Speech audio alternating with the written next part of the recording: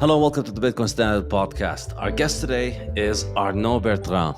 Arnaud is a French entrepreneur who founded Housetrip, who grew to become one of Europe's top startups with $60 million in funding, and which he sold to TripAdvisor in 2015.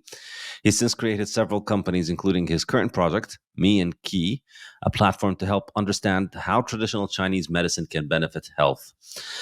Arnaud is a widely read commentator on China, a country in which he has lived during many years and where he has traveled extensively. He's a prolific writer on X with close to 100 million monthly readers, and he's often interviewed in various media for contrarian views on China, which differ from mainstream narrative. I first came across Arnaud's Twitter account a few months ago when he was discussing the issue of the Chinese credit score system, central bank digital currency, and mass surveillance. And this is something that we've discussed probably many times in this podcast. It's something that I believe is just taken for granted in the West, that when people are afraid about what their central bank is doing, the big bogeyman is that we're going to end up like China, as if that's going to be just an absolutely horrific thing. And I have to say and admit, this is an assumption that I had internalized and just accepted that, yeah, well, China is obviously a communist regime. And clearly what's going to be happening there when it comes to money and surveillance is going to be something absolutely terrible. And then his thread told me about how he traveled all over China with his family and how, in fact, a lot of this scaremongering is really unfounded. And since then, I've been following him. And I must say, it's really changed my perspective a little bit, or maybe a lot, about the situation in China. And I think it's perhaps given me a lot more to think about in terms of how bad these kind of things are in China versus how bad they really are in the West, where people seem to just assume that things are much better because we have all of these institutions of democracy and freedom. But I'd say it's been a very refreshing perspective, because it's very rare that we hear these things. On the contrary, when you hear people discussing China, it's always from this kind of scaremongering. So, Arnaud, thank you so much for joining us. Well, thank you so much for the invitation. I'm honored and happy to discuss China with you. Wonderful.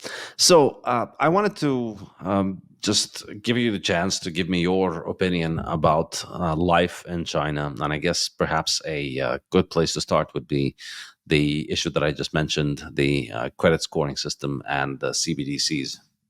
Yeah, sure. I mean, I lived in China during close to 8 years. And I mean, maybe life for me is not extremely representative of the average Chinese, maybe even not at all.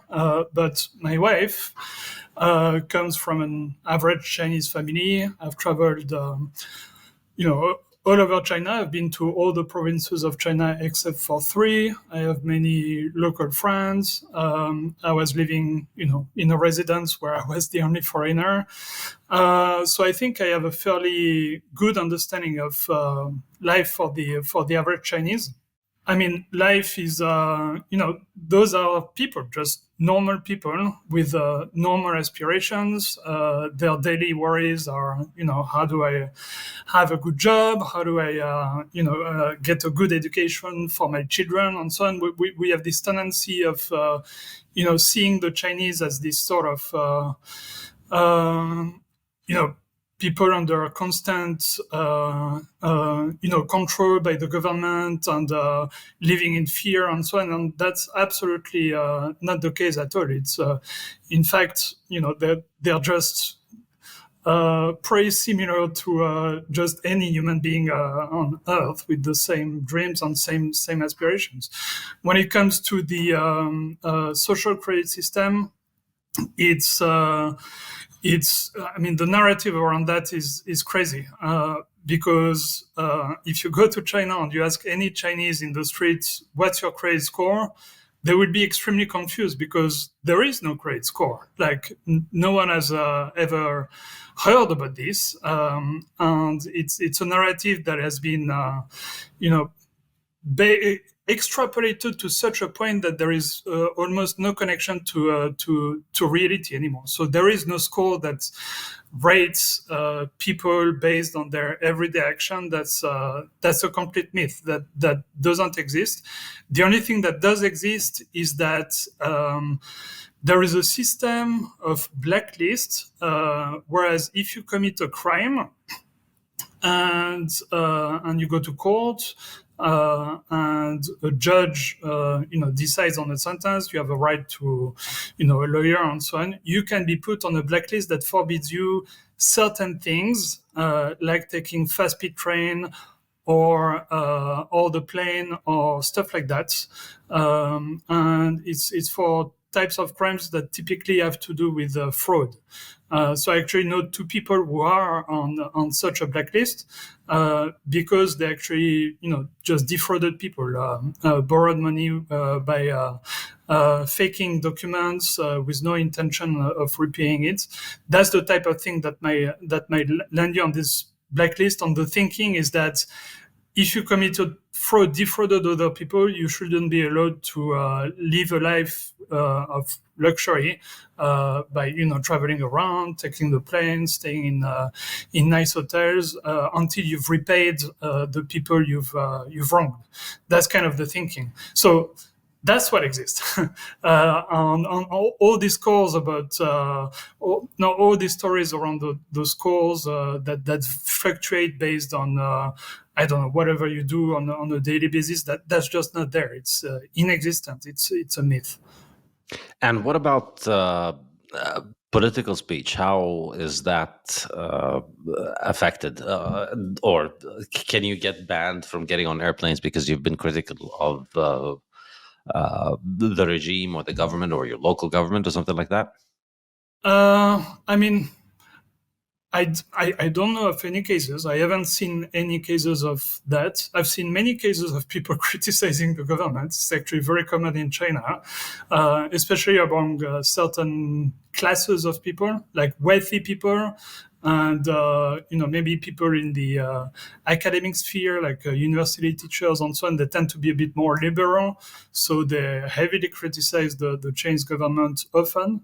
It's a bit the inverse as in the West, funnily enough, where in the West it's more the elites who are quite pro-government, pro-system, and the people who are quite, distrustful of institutions and so on. In China is the complete opposite. Like the average, worker or farmer and so on, they will tend to be extremely patriotic, extremely pro-government, but the elites, not all of them, but a significant share, they're much more critical.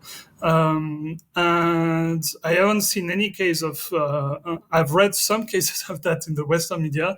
I don't have any, I haven't seen any personal cases of that. So I don't know how much of that is true. What is true is that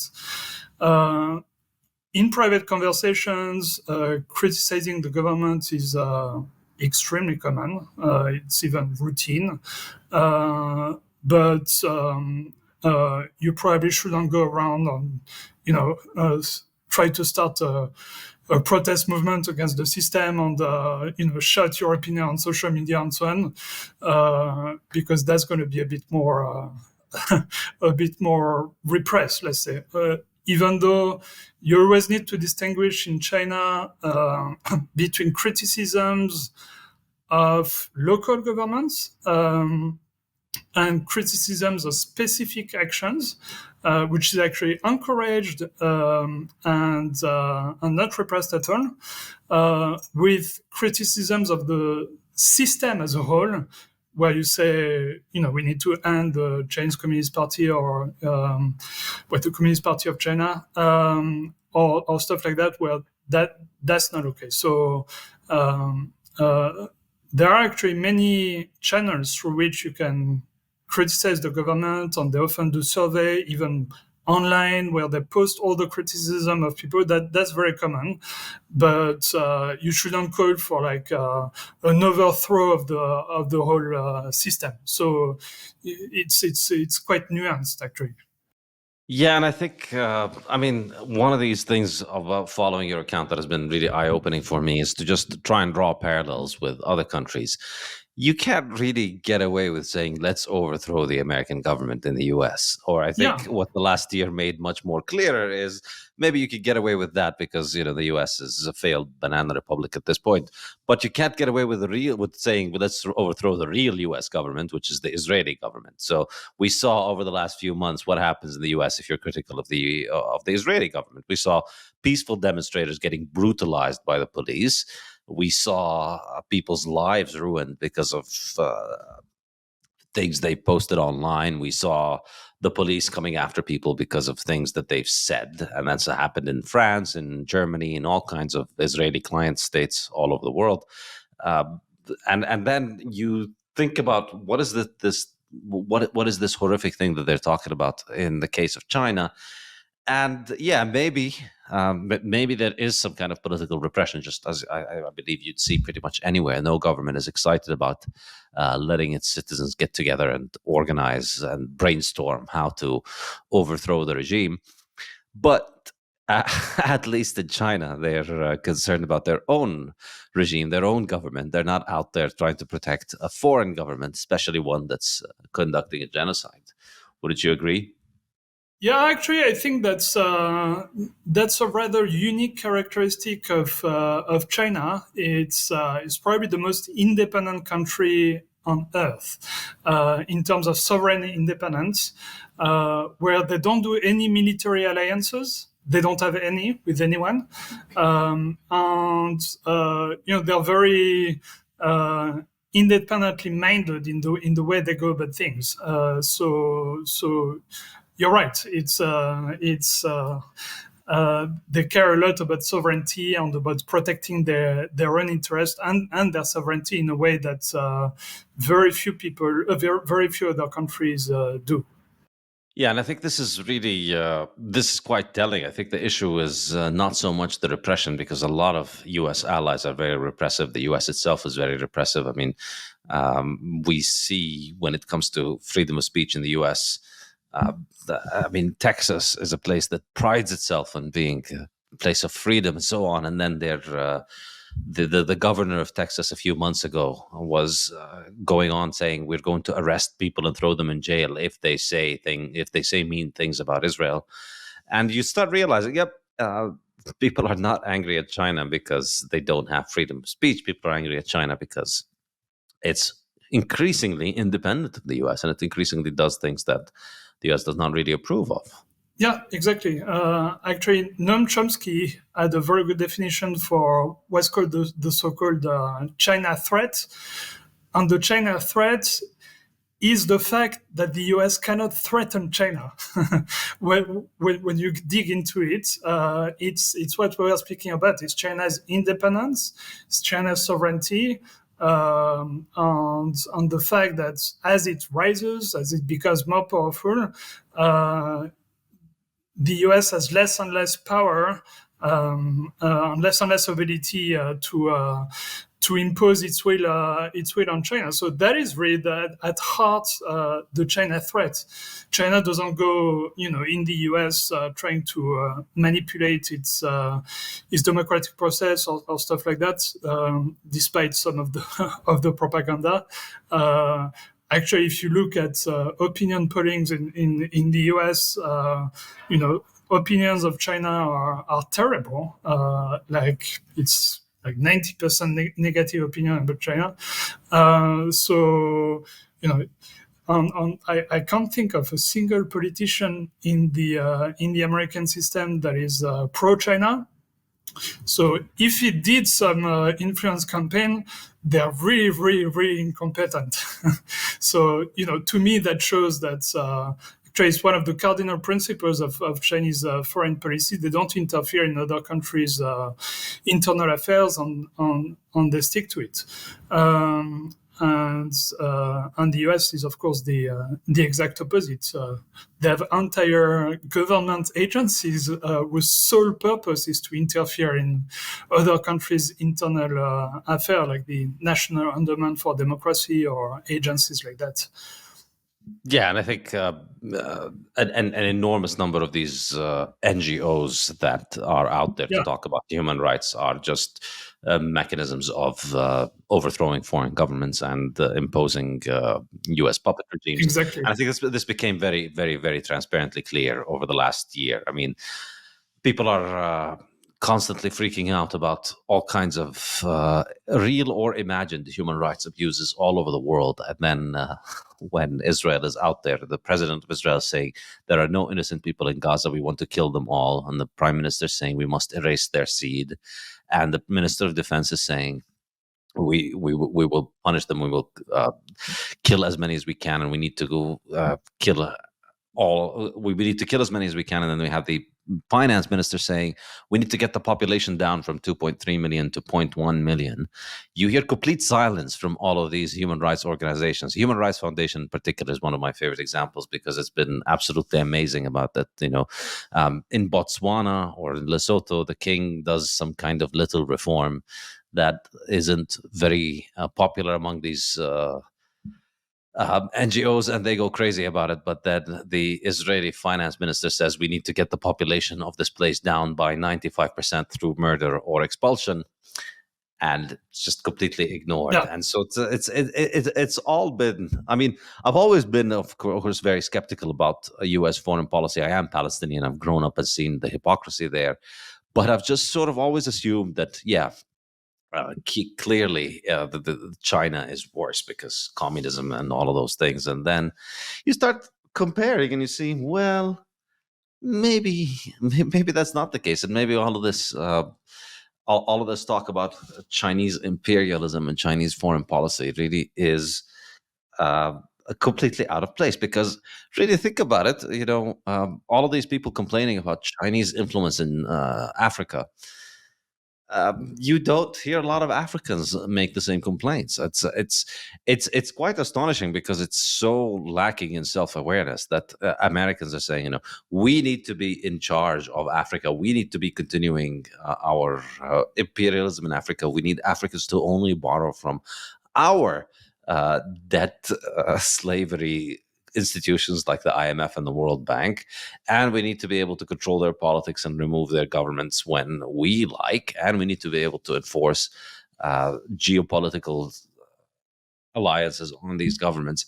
And now China is threatening that, and the evil, devious Chinese are threatening it by just not interfering with those countries' politics. They go and they build a seaport, or they build a hospital, or they build infrastructure, and it's just purely it's a purely business transaction. It's so, and it's presented as if it is so evil because they're not trying to tell Kenya or Tanzania how to live their life. They're not trying to impose all kinds of policies on them. They just take the government as it is, and they sign a deal where, all right, we have this company that's going to build this port, and this is the cost, and uh, that's presented as if it is imperialism, whereas the American response is just presented as if it is normal, which is really striking. yeah. The hypocrisy of it.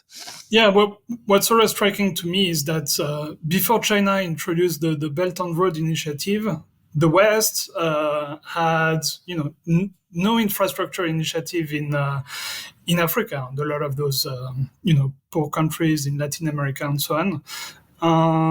China arrives with this, which is, a fairly good deal for African countries. It's basically saying, instead of paying you cash for resources, cash which often can be can lead to corruption and so on and so forth, we're going to build for you things that are actually useful for the population. So, seaports or hospitals, and so on and so forth.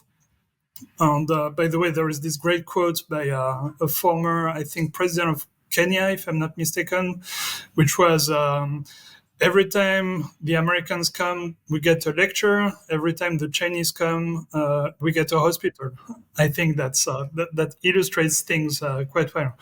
And only after China rolled out the Belt and Road, then you have the West, starting to speak about infrastructure, doing infrastructure themselves. So I think it illustrates quite well that behind the China bashing, they recognize that there is value in what China is providing, and they have to compete in case they want to stay relevant in those countries. So just in that, what China has been doing in Africa has been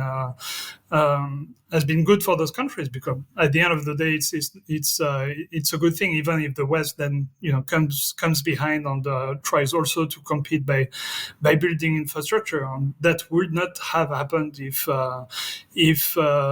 China hadn't done the Belt and Road. And on the debt thing, this so-called debt trap, this is actually, this enrages me, because if you look at the debt structuring of those countries, most of the time, China's debt burden is actually very low compared to Western institutions, and most often at a much smaller interest rates than, say, the IMF or pension funds in the US, and so on and so forth. So, yeah, that's another typical narrative that's done just for the purpose of bashing China, and that has very little basis in reality. Okay, and then what about Chinese foreign policy in the East Asia, South Asia region? What is your view of Chinese foreign policy's objectives there, and what do you think are the problems that Westerners identify? Where do you think they're accurate, and where do you think they're inaccurate? I mean, the big thing, from a Chinese standpoint, it doesn't fall under foreign policy because it's their own country. But obviously, the big topic is Taiwan, and there are also a lot of misinformation around that. Maybe I can tell the story so that people have a bit of background. So.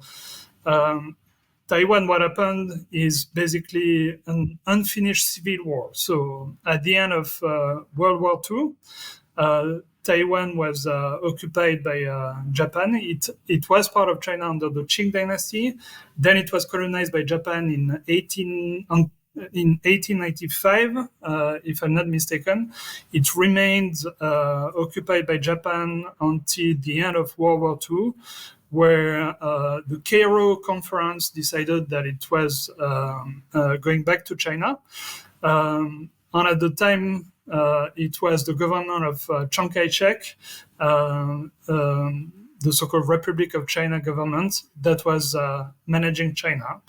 And then at the end, so Taiwan came back to China in 1945. And at the end of the Second World War, there was a civil war in China between Mao, so the communist, and Chiang Kai-shek, the nationalist, the KMT, and the KMT lost the war famously, and they retreated to Taiwan, protected by the Americans.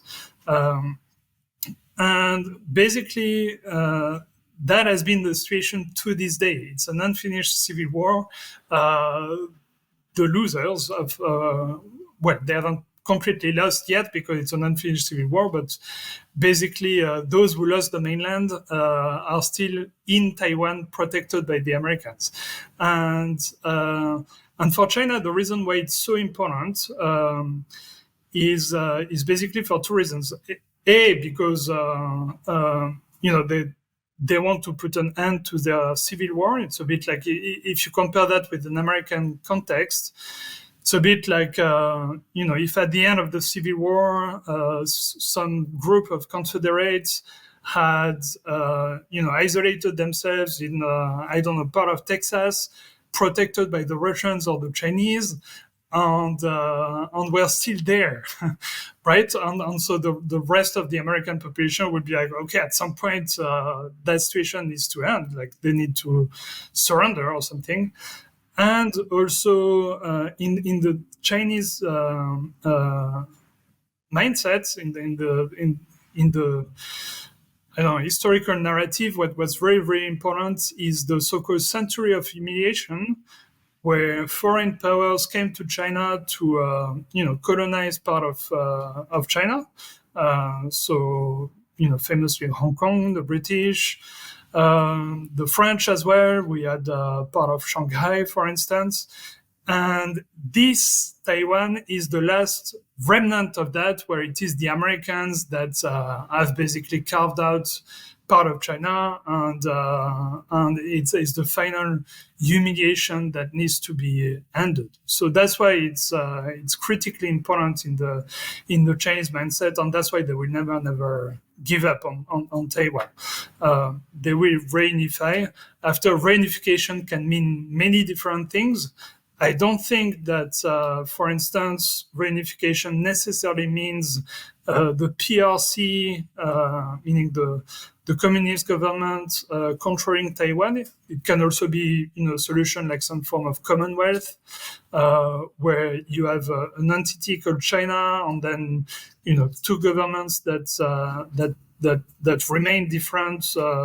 One the PRC government and one the RSC government, but they're under the same China roof.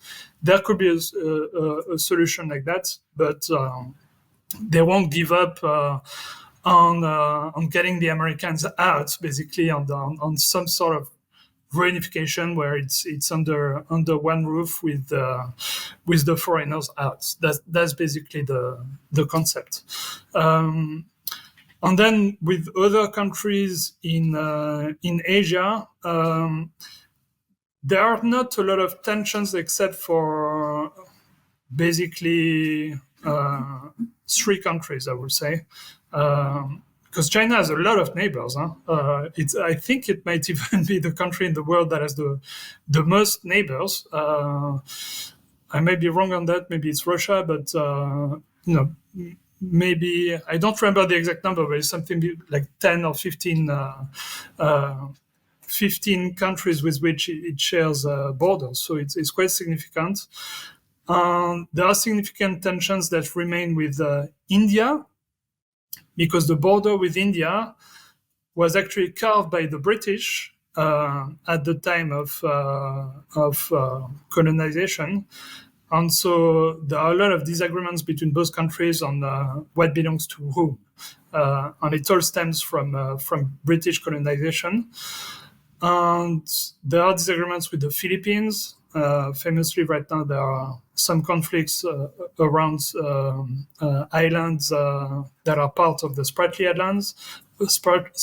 Islands, and also still a lot of historical tensions with Japan, because I guess the resentment in China from what Japan has done in the Second World War and the invasion of China has never died down, all the more because Japan never accepted that it committed a lot of war crimes, and it's still denying a lot of the history. So that's basically the state of play now. Okay. Yeah, I mean, I must admit, I'm not very familiar with this history, and I don't claim to have any kind of special insight, and I'm in no position to ask you very critical questions about this. But I think just simply listening to your perspective, I think is something that probably my listeners would find valuable and mind-opening compared to the usual stuff that we usually get about this Chinese regime that is out there trying to take over the world.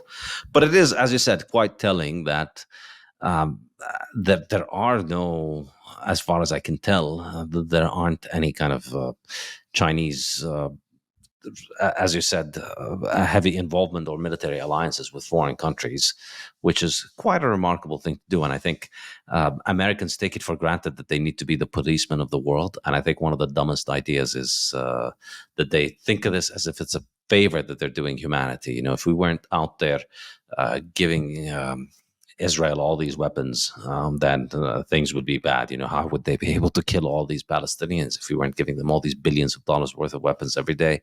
So I think this notion that you can be a big country and not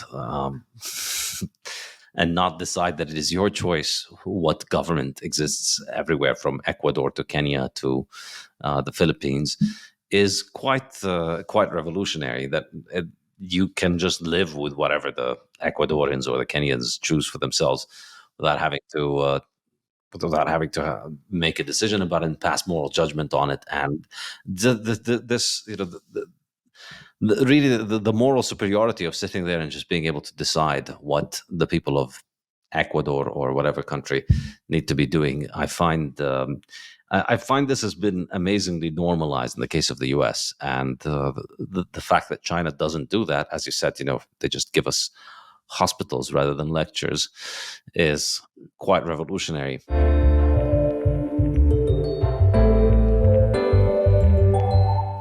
Principles of Economics, my complete guide to understanding economics, is now available in hardcover, audiobook, and ebook from Saifedean.com, Amazon, and many more booksellers worldwide. And now I am also teaching a course based on this book on my website, Saifedean.com. Principles of Economics will run the whole academic year, from September to June, and will have a new lecture every 2 weeks, as well as weekly live online discussion seminars open to learners from all over the world and from all walks of life. Whether you're a student, a professional, or a retiree, you are making economic decisions every day, and this course will arm you with the wisdom of centuries of economists to improve your economic decision-making. You'll also get a free book of Principles of Economics if you sign up for the course. Go to Saifedean.com and sign up now. All right. Yeah, So I think yeah, just on that, I think this has very deep roots. So I think the US is very missionary because I think of its Christian roots, where the goal was always to spread the ideas, spread the religion. Right now, it's not Christianism anymore, but it's more, liberal democracy and so on. But there was always this proselytism at heart in the Western mindset, where we need to convert others to our ideas because they are the best, and unless they're converted, they don't know the truth. They live in inferiority, and that's bad for them. That's kind of the thinking. China never had this thinking in its entire history. Like it never sent Taoist monks, to Europe to convert others to Taoism. On the contrary, the Chinese mindset is actually the exact inverse, where its natural instinct is to always build walls around itself. I mean, the Great Wall of China, for instance, but even during COVID, you saw that the Great Sanitary Wall. For the internet, you're seeing that the Great Firewall of China always builds wall around itself to avoid getting influence from abroad, but never seeks to influence others. And in fact, if you speak to any Chinese on you tell them, the very idea of trying to convert a foreigner to being Chinese, like, you will get laughed at. Like, that's not possible in their mind. Like, no foreigner can become Chinese or convert to a socialism with Chinese characteristic or this type of thing. It's just not even comprehensible as a concept. So it's this whole notion that if China becomes the most powerful country, it will then try to spread its system around, is stems from a fundamental misunderstanding of Chinese culture, because it's contrary to everything they're about.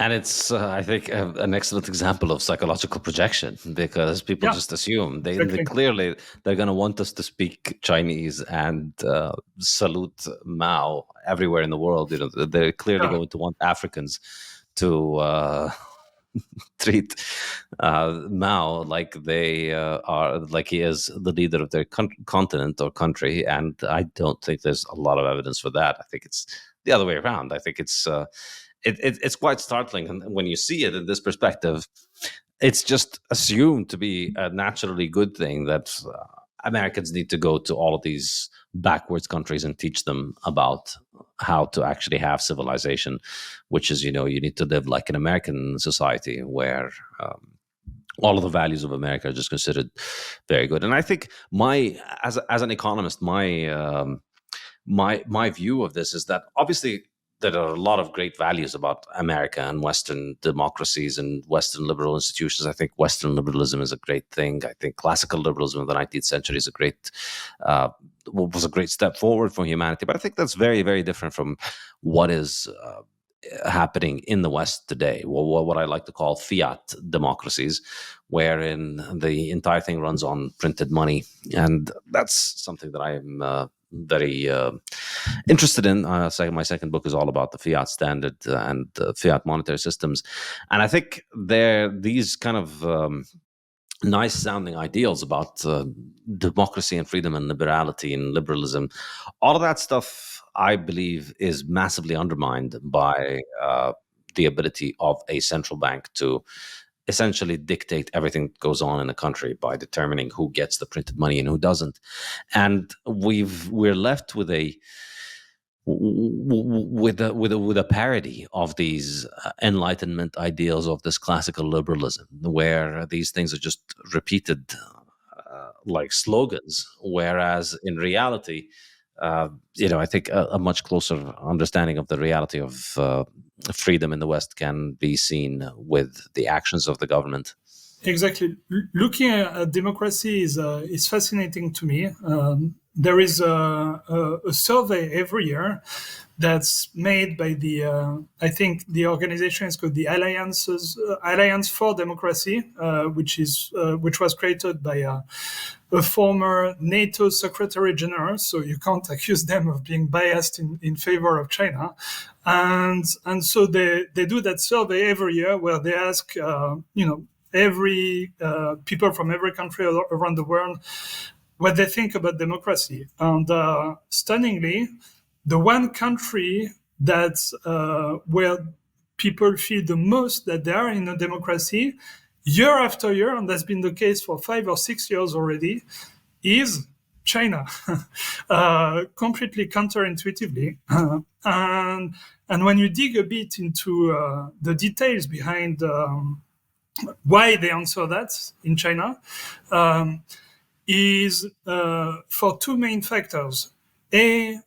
Because the government does what we want, meaning policies are based on people's general feelings on what they want to see the government do. That's one thing.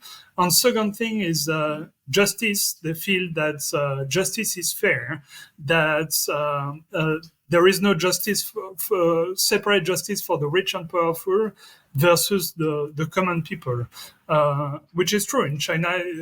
China puts more billionaires in jail than any other country around the world. It famously goes after corrupt officials and so on and so forth. So it's done a lot.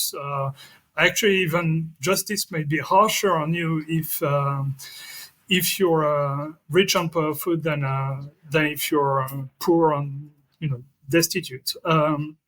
So it's interesting that it's not based on votes because Chinese don't vote for their central government, but it's based on this. And in France, for instance, my country, less than 50% of the people think that we live in a democracy, even though we have a voting system. But what many specialists of democracy in France say is that, a bit like what you are saying around fiat democracy, we've become a procedural democracy, so we follow the procedure, but we've lost the spirit. And I think it has to do with spirit versus procedure is quite important. If you follow the procedure but lose the spirit, meaning as a government, you don't act according to the people's will, then it's not exactly democracy anymore. If you're not listening to people's concerns, acting according to what they want, and so on, the spirit is lost. On that subject, there was a study that was made in the US. I think it was by some Princeton researcher a few years ago, studying the correlation between the key policies that the US population wanted their government to do and actual actions by the government. And their conclusion was that there was zero correlation, no correlation at all between what the government was doing and what people wanted them to do. So that's exactly what I'm speaking about. That spirit is lost, because at the end of the day, that is what matters in democracy, not who the figurehead is, but the actions, what they actually do. Yeah. All right. So I think probably the most contentious issue here, and I will admit this is something that I don't know a lot about, and I'm in no position to argue with you because I'm just not very informed on it. But I am interested in hearing your perspective about it. The issue of the Uyghurs and the Muslim genocide. Sure. So Yeah. for me, this is something that I just sort of took for granted because a lot of people talk about it. But again, with the situation in Gaza and watching pretty much everybody who goes on about how Israel is just defending itself by trying to reduce the population of Gaza by 95%, that is just basic self-defense. These very same people mention all kinds of horrific things about China being engaged in a genocide of Muslims in Eastern China, in Western China, I should say. And your account has provided me with very different perspectives on this. Again, I will admit I'm not very sure what to make of it. I've looked at both stories, but I've never been there. I haven't formed a very in-depth understanding of it. But I am interested to hear your perspective on this. So what do you say to the idea that China is committing a genocide in its Muslim regions? Sure. So where should I start? So first of all, something that's important to mention that few people know is that Islam in China has a very, very long tradition, actually a longer tradition than most Muslim countries, because it started 20 years after the death of the Prophet, of Muhammad. That's when Islam started in China. Actually, first not in the West, but in the East. It arrived in Guangzhou, I believe, through trade with what is now the Middle East, I believe. And so, they brought the religion with them. It actually arrived in the West quite late because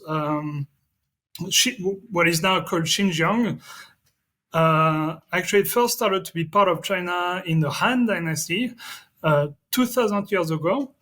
At the time, the Uyghurs were not there. They were a tribe living in contemporary Siberia, Mongolia, so to the north of China. And then there was war there, and they migrated. I think it was during the Tang Dynasty, so something like 8th or 9th century. They migrated to contemporary Xinjiang. And at the time when they migrated, they were not Muslims, but Buddhists. And they only converted to Islam quite late, I believe around the 15th century or something like that. So that's the rough background. And what happened in Xinjiang is that you had a lot of terrorist attacks around the years 2015, 2016, even 2017, I believe. even some pretty large-scale ones. So there was one in Urumqi, which is the capital of Xinjiang, that killed more than 1,000 Han Chinese, I believe. So, some big stuff. There was another one in the Kunming, in Yunnan, in the Kunming train station, where many people died as well.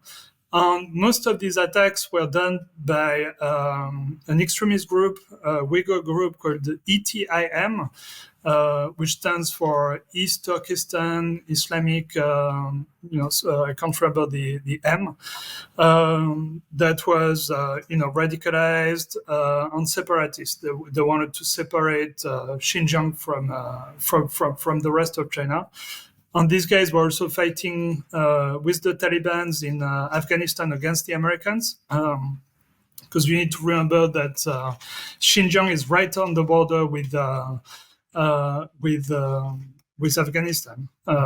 And so if you look, you can find a lot of old articles about American bomber planes, killing a lot of Uyghurs from that group in Afghanistan.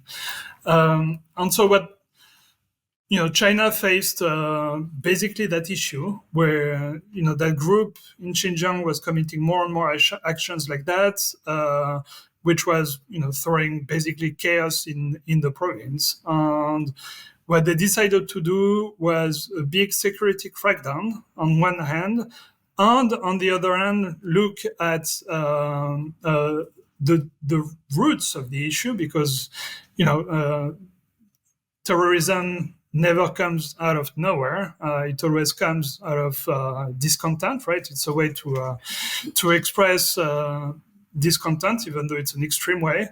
And it's true that the Uyghurs had, quite a lot of stuff to complain about. Like they were significantly poorer than, other parts of China, like the rich eastern provinces. And, just a lot of, issues around income levels and conditions of life conditions and so on and so forth. So in parallel with the security crackdown, they did a lot to also decrease poverty and so on and so forth. So let me speak about that a bit later. Let's focus on what happened during the security crackdown. So what the Chinese did is they put cameras everywhere in the province.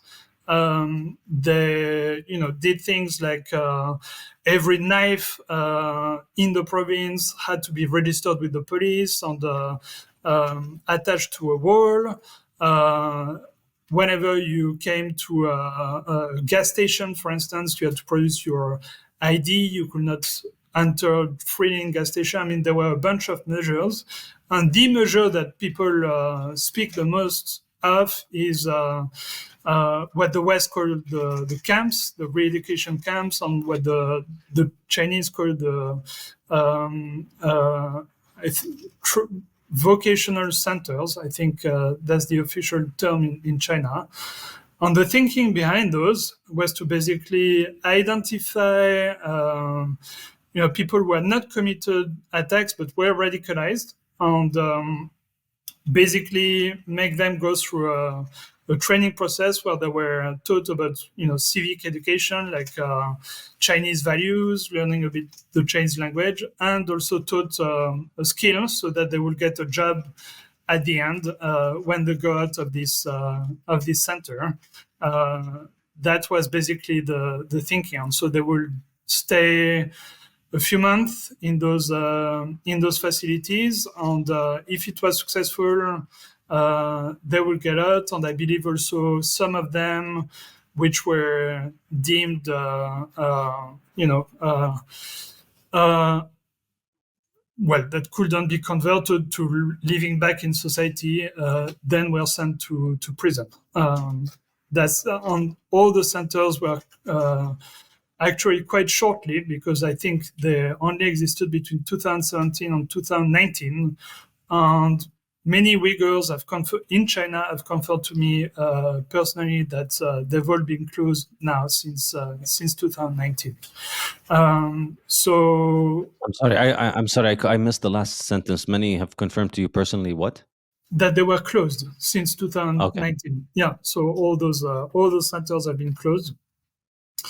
So that's basically what happened on the security front. On the improving life condition front, so the main effort has been tourism. Actually, the Chinese government developed tourism in Xinjiang to an insane extent. With I think right now it's by far the most touristic province in China, with 300 million tourists a year. So almost the entire population of the US goes there on tourism. Because it is actually a very, very beautiful place with high mountains, beautiful lakes, and also because of the Uyghur culture, which is the most exotic thing that you're going to find in China from a Chinese standpoint, because it's much more of a Central Asian type culture. Than similar to Han culture, and so people go visit Xinjiang for those reasons, which is also why that actually the Xinjiang genocide narrative shifted a bit. It's not called genocide now, but a cultural genocide. But that's also the reason why this cultural genocide narrative is ridiculous, because actually the Chinese government does a lot to preserve the culture in order to because there is this tourism and also to avoid discontent, because obviously, like we said before, discontent by the population was a key root of terrorism, and if you try to erase their culture, obviously they're not going to be happy. So all the kids are taught Uyghur language at school. If you go to Xinjiang, everyone is dressed in the local clothes, the traditional Uyghur clothes. So there is apart to the only type of the only aspect of the culture that they stamp down on, which is, by the way, not even part of Uyghur culture, is radical extremism and separatism. That they don't want, but otherwise the Uyghur culture in itself is not destroyed. So yeah, sorry, I was a bit long. That's basically how I see it. No, that's very helpful. So let me get this clear. So there's no claim here that there has been systematic mass murder of Uyghurs. Nobody No. makes that claim, right? No one makes that claim. Yeah, not even the Americans. Yeah, no, and I remember, I've asked around in preparation for this episode. I asked somebody whom I've heard mention this. Usually, Alex Gladstein. You may have come across him, maybe. But anyways, I've asked him to share with me what he would consider the best case for why what's going on is genocide, and it was clear that there was no mass murder. So there's definitely no attempt to try and exterminate any particular ethnic group in terms of their numbers. The claims are that it is cultural genocide, that they're trying to change the country or change the part of China into a Han culture and get rid of the Islamic culture. And I think one of the evidence that's usually presented is the disfiguring, they call it, of mosques, perhaps, or the changing of the shape of mosques.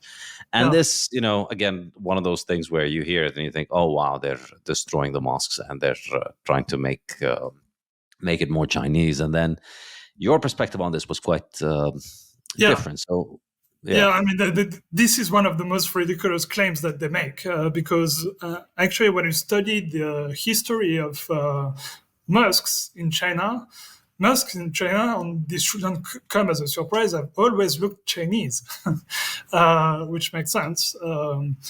It's the same thing if you go to Central Asia. There is a very particular, if you look at historical mosques from the 18th, 19th century, even early 20th century, they have a very local architecture. And there was a drive, like I believe in a lot of the Muslim world. At some point in China, it was in the 1980s or 1990s, to add a lot of Arabic architectural features to mosques. And so a lot of mosques architecture was changed. And what the Chinese are doing right now is actually reverting that. They're removing the Arabic features on mosques to make them look like they were before. And so it's not erasing the Islamic culture of Uyghurs. It's actually restoring it to its historical tradition, and that's very, very clear. So that's Yeah, and I think it's worth mentioning that, in Islam, architecture is not part of Islamic theology. There is no specification that a mosque should look a certain way. Any building can be made into a mosque. There's not any kind of edict that it has to have a dome or that it has to have a minaret that has a certain height or anything like that.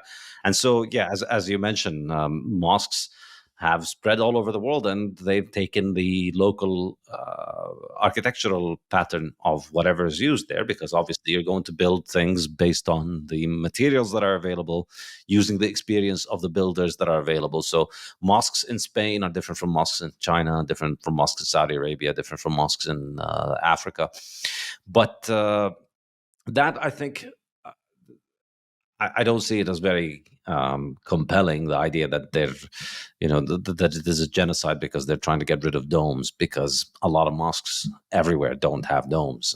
In Saudi Arabia, you'll find mosques that don't have domes.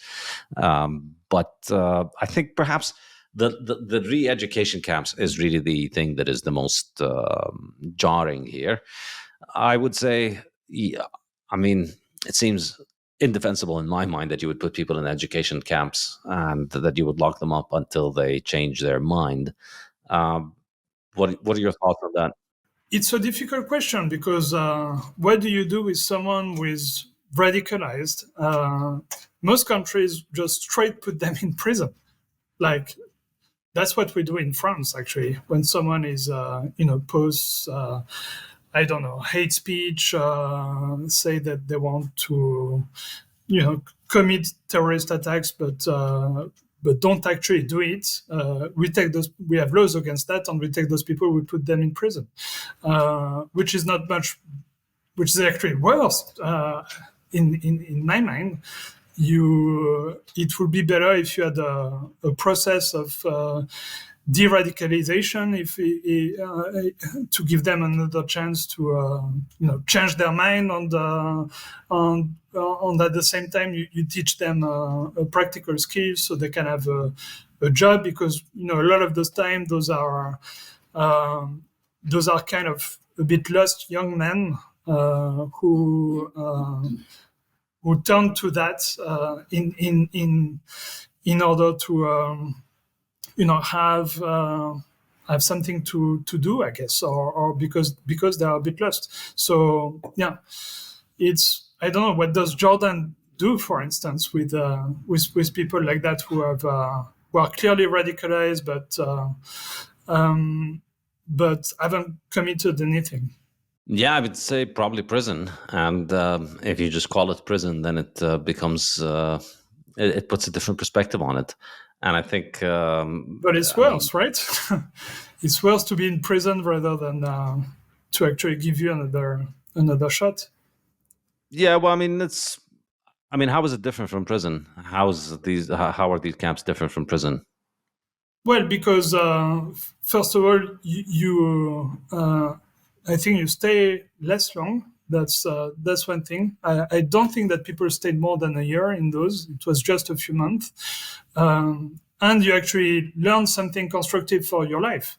The case in prison, what's happening, at least in France, it's the other country I know best apart from China, is that you're sent in prison. The conditions are not very good, and not only your ideas don't change, but often they become worse because you're surrounded by other people like you that influence you, and so you're basically committed to a life of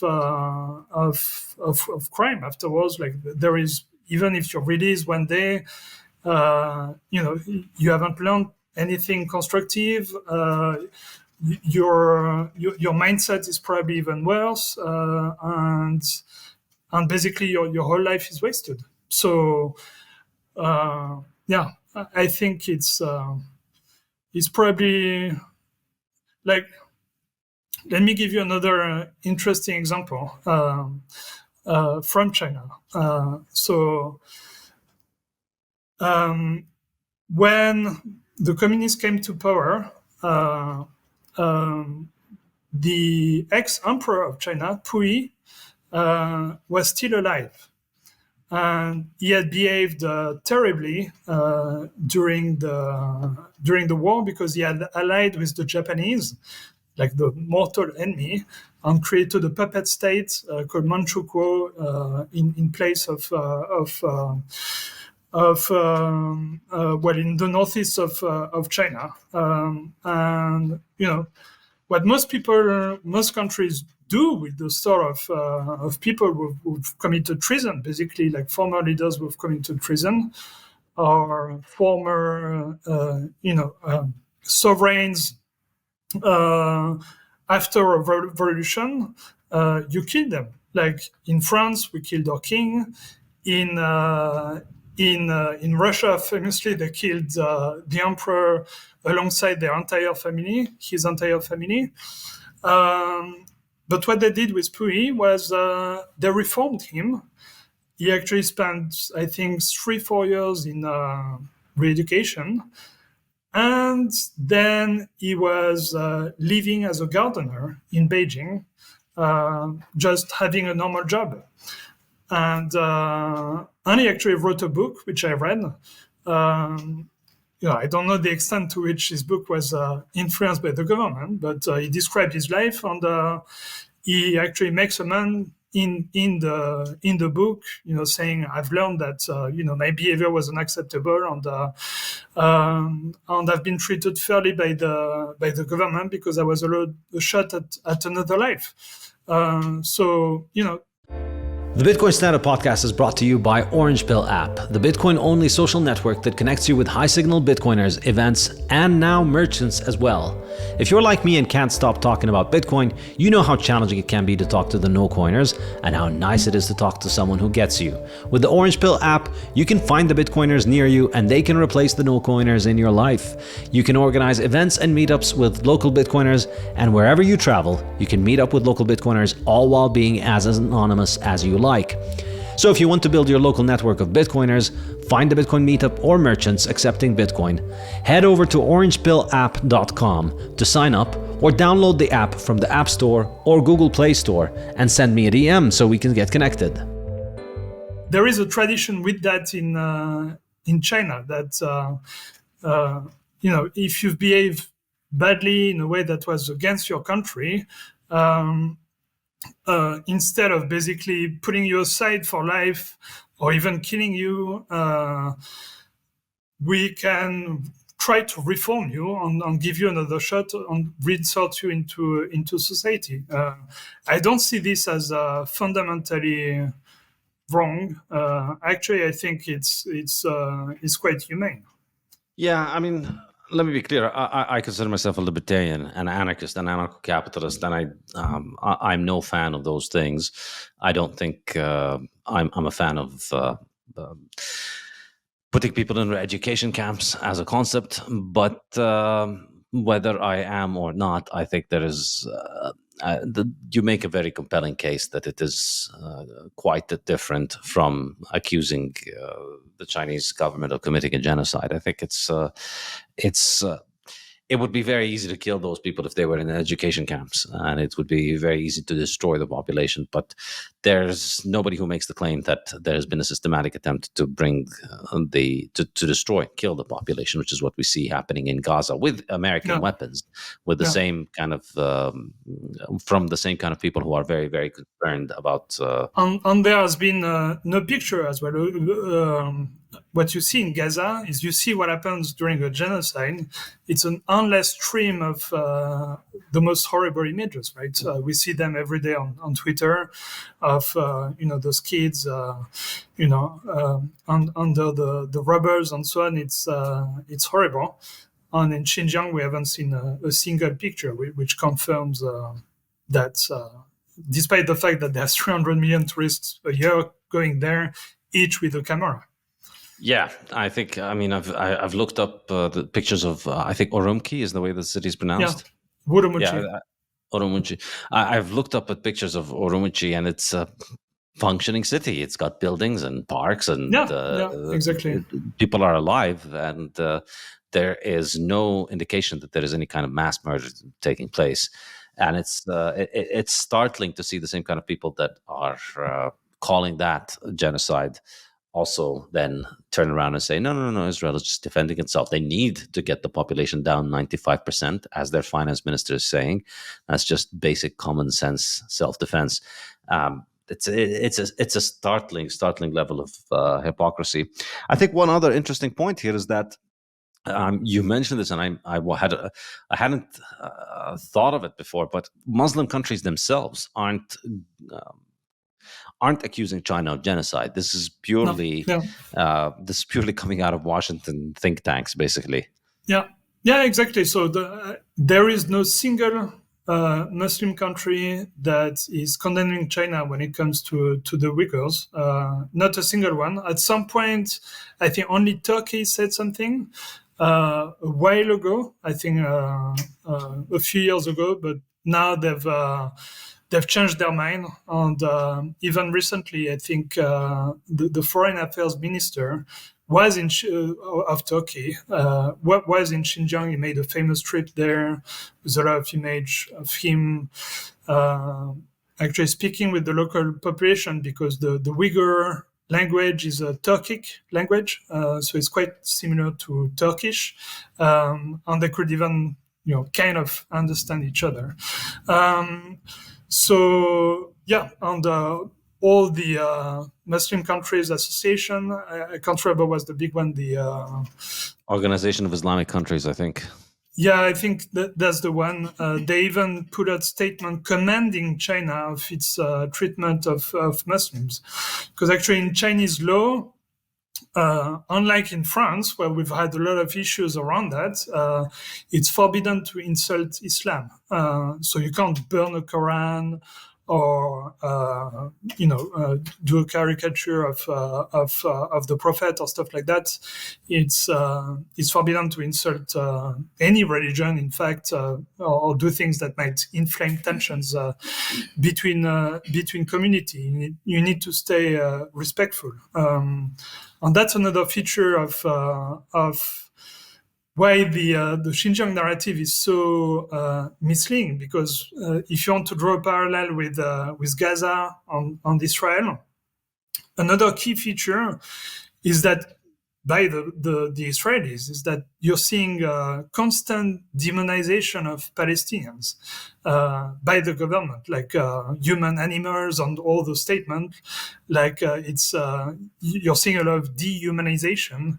Whereas if you go to China, and actually if you follow, you even have some official profiles of Chinese officials on Twitter. If you follow their feed, there is a constant praise of Uyghur culture. They go through a lot of efforts, even too much. And it does look like, the Chinese are not very good at communication. That's one thing.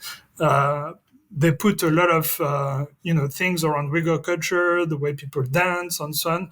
So it's a radically different radically different atmosphere. And it's true that if you go in Xinjiang, it's actually, if you go in China, it's something coming from Xinjiang is a selling argument. If you go to shops, like if you buy a pullover, for instance, the wool comes from Xinjiang. It's seen as being quality, and you have Uyghur restaurants everywhere in the country. It's one of the most popular food in China, so it's clearly labeled as Uyghur restaurants. On the staffs there are Uyghur, so it's really, really different from polar opposite from what you're seeing in Israel with the Palestinians.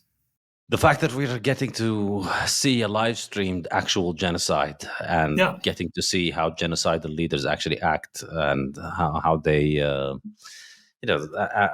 of the statements that all of these monsters in the Israeli regime are saying, I think has really puts things into perspective, because you look at what they're saying about China. I think that there's one main claim that is left here, which is that they're moving Chinese Han populations to the Uyghur areas with the intention of demuslimifying them. If I'm not sure if that's the correct word, but that it's Hanification or Sinification of the region. What are your thoughts on that? I don't think there is a concrete effort policy to move Hans there. I think it's probably just normal population movement. Xinjiang is a beautiful place, and it's one of the emptiest provinces in China because it's huge. It's absolutely huge. I think it's something like 25% of Chinese territory, something like that. And I think it's the least populated in terms of number of inhabitants per square kilometer, or maybe second least after Tibet or something like that. So, if you're Chinese Han, you live in the extremely cramped east side of the country, where, you have people on top of each other. Literally, it's extremely high population density. And then you see all those images of Xinjiang. You can live next to a beautiful lake with the forest and so on. It's an attractive proposition, right? So I think there is, it's more that.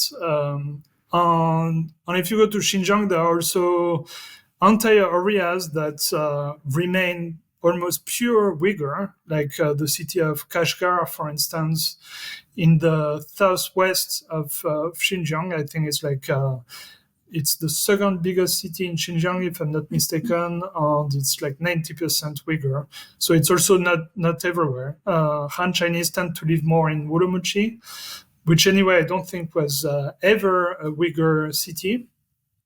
Also, you need to remember that Xinjiang is not only Uyghur, there are also a lot of other minorities living there, like Tajiks or even Mongols. They have quite a lot of Mongols living in Xinjiang. So again, it's very easy to simplify, to simplify, but all of this is always much more nuanced.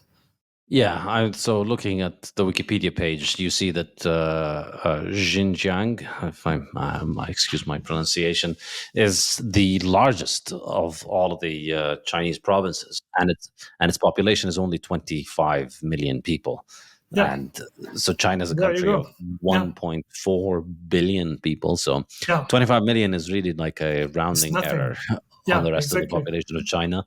Exactly. And it's the largest province in China. So you would expect that there would be movement there. But I think the key point here is that there is movement the other way. Uyghurs can move to the other areas, right? Oh, absolutely. There are plenty of Uyghurs in Shanghai, for instance, because often they open restaurants because Uyghur food is extremely popular outside Xinjiang. So, for instance, when I was living in Shanghai, I had my local Uyghur restaurant where I went at least once a month, held by the same Uyghur family for, I think, something like 3 decades. So over the years, I've met the grandparents, the parents, and the on the kids. So yeah, it's not like they're confined to Xinjiang. They can. It's one country. They can move anywhere. Yeah, I remember seeing a tweet where somebody posted a picture of, and this is from your Twitter, you were responding to them. Somebody posted a picture of the highway that they built to link Xinjiang with the rest of the country, and they presented it as evidence of Chinese colonialism. And again, these are the sort of things that we're just conditioned to think of as being horrible things. Oh my God, they're building highways because they want to take over the land. And then you realize, there are highways being built everywhere. People want to move, people want to trade, and it's just the natural way the world works. Yeah, on the colonialism story is just so ridiculous, because if you study China's history, the Uyghurs came after Xinjiang became part of China. So if anyone is a colonizer here, it's actually the Uyghurs, right? I mean, it's a complicated. China is a complicated history because it always had moments when it was exploded into several kingdoms, and then came back together as a unified country, and then exploded again.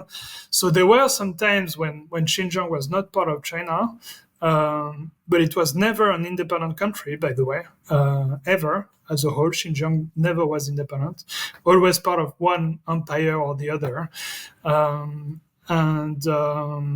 And it's been part of China the longest. I think in Chinese history, I calculated at some point it was part of China for something like 700 or 800 years.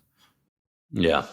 Well, and I guess this is, I'm not a fan of these kind of, we as a group owned this thing before you as a group owned it, because I think it's ridiculous, because property and land isn't owned collectively, it's owned individually. So I guess the key question here is, how are Uyghur property rights in China? In other words, are you able to own land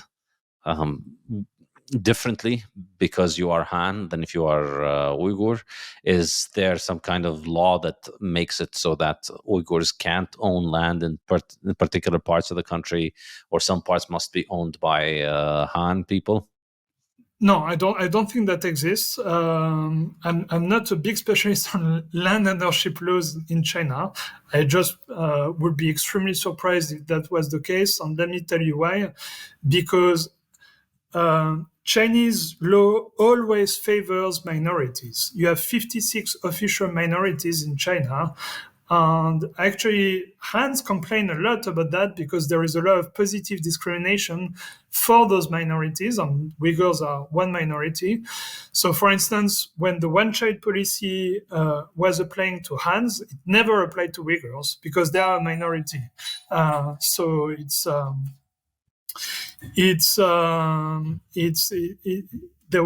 that's why you can see that historically Uyghurs, the population has actually grown faster than Han Chinese, because they were never subject to the one China policy.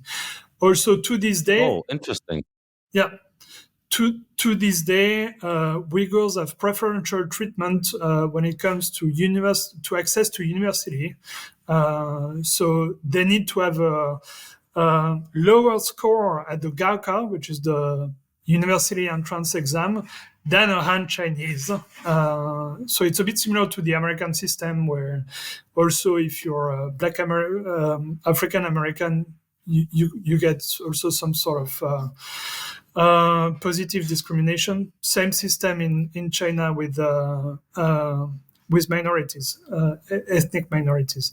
So I would be extreme. If there is some sort of discrimination between Han and Uyghurs when it comes to land ownership, and I don't think there is, but if there is one, its logic will dictate that it will be in favor of Uyghurs and not the contrary. Interesting.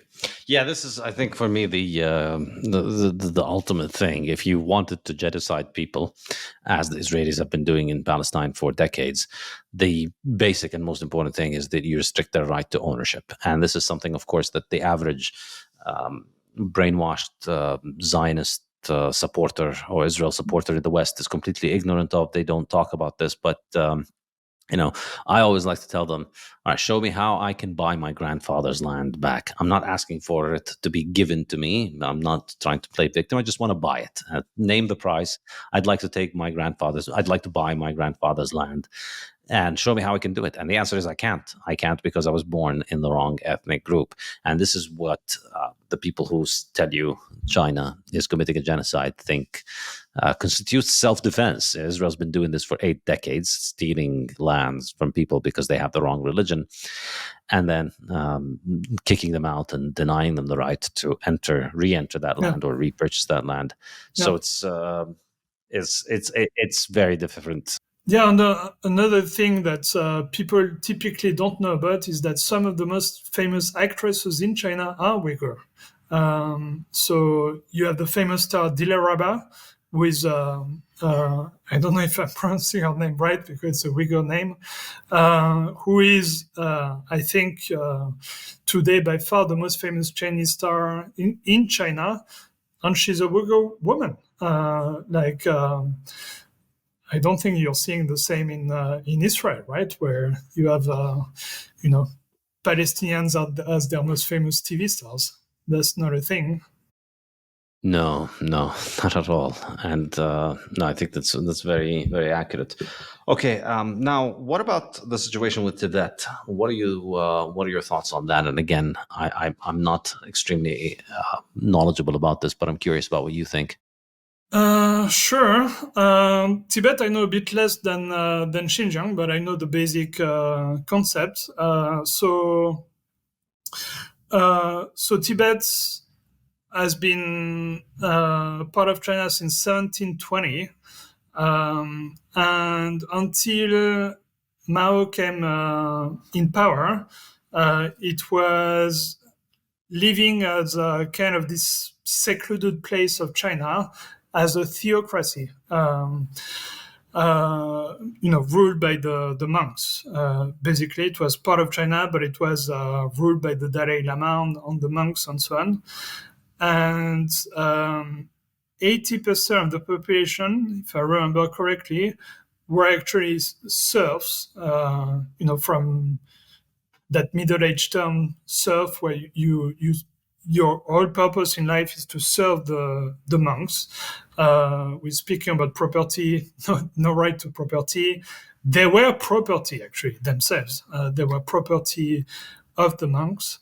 And so at first, I think during a few years, if I can recall correctly, there was an attempt by both the Dalai Lama and the communist government to find an understanding on what to do next, how to work together in the same country,